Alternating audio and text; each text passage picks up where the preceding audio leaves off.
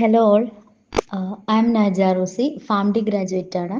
ഞാൻ Bahrain Prometric exam എഴുതാൻ വേണ്ടിയിട്ടാണ് CMED ടെക്കിൽ ജോയിൻ ചെയ്തിട്ടുണ്ടായിരുന്നത്. ഓൾറെഡി ഞാൻ ഇതിനു മുമ്പ് 2 തവണ വേറെ എക്സാംസിന് വേണ്ടി CMED ടെക്കിൽ ജോയിൻ ചെയ്തിട്ടുണ്ടായിരുന്നു. ആ ഒരു എക്സ്പീരിയൻസിൻ്റെ ബേസിലാണ് വീണ്ടും ഞാൻ ഇവിടെ തന്നെ ജോയിൻ ചെയ്തത്. എൻ്റെ ഗൾഫ് എക്സാംസിൻ്റെ എക്സ്പീരിയൻസ് പറയുകയാണെങ്കിൽ ആദിത്യ മാം ആൻഡ് മെഹനാസ് മാം ആയിരുന്നു നമുക്ക് സെഷൻസ് എടുത്തിട്ടുണ്ടായിരുന്നത്.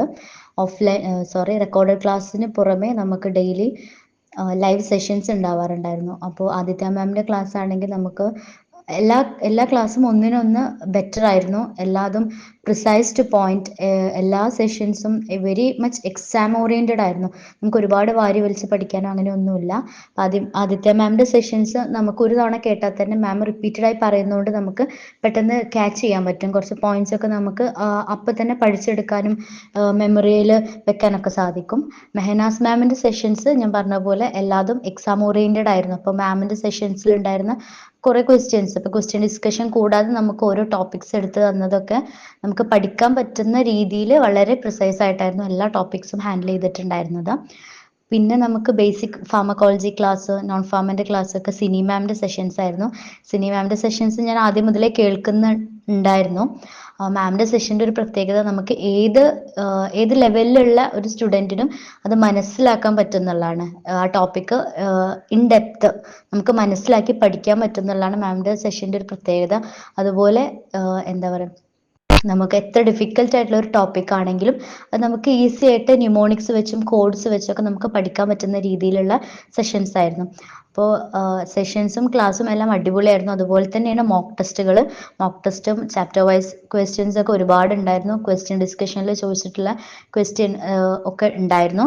എൻ്റെ എക്സാമിന് ഒരു 85% നമുക്ക് ഈ ടോപ്പിക്സിന്, അതായത് നമ്മൾ പഠിപ്പിക്കുന്ന എല്ലാ ടോപ്പിക്സും കൂടിയാണ് വന്നിട്ടുണ്ടായിരുന്നത്. ഡയറക്റ്റ് ക്വസ്റ്റ്യൻസും കുറച്ചുണ്ടായിരുന്നു.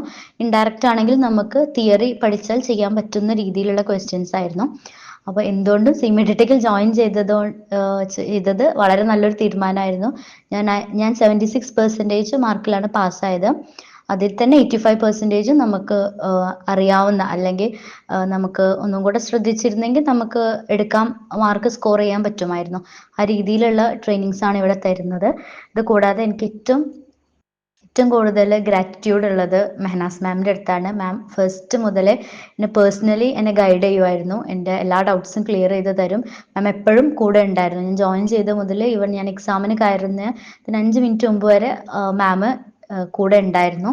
അതിന് thank you very much ma'am. മാമിൻ്റെ അടുത്ത് ഞാൻ ലാസ്റ്റ് ഒരു ഡൗട്ട് ചോദിച്ചിട്ടുണ്ടായിരുന്നു. ആ ഡൗട്ട് മാമിന് എവിടുന്ന് ആൻസർ കിട്ടിയിട്ടില്ല.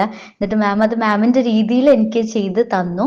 ആ ക്വസ്റ്റ്യൻ വെച്ചിട്ട് ഒരു കാൽക്കുലേഷൻ ആയിരുന്നു അത് ബേസ് ചെയ്തിട്ട് സെയിം പാറ്റേണിലുള്ള ഒരു ക്വസ്റ്റ്യനും എനിക്ക് എക്സാമിന് വന്നിട്ടുണ്ടായിരുന്നു.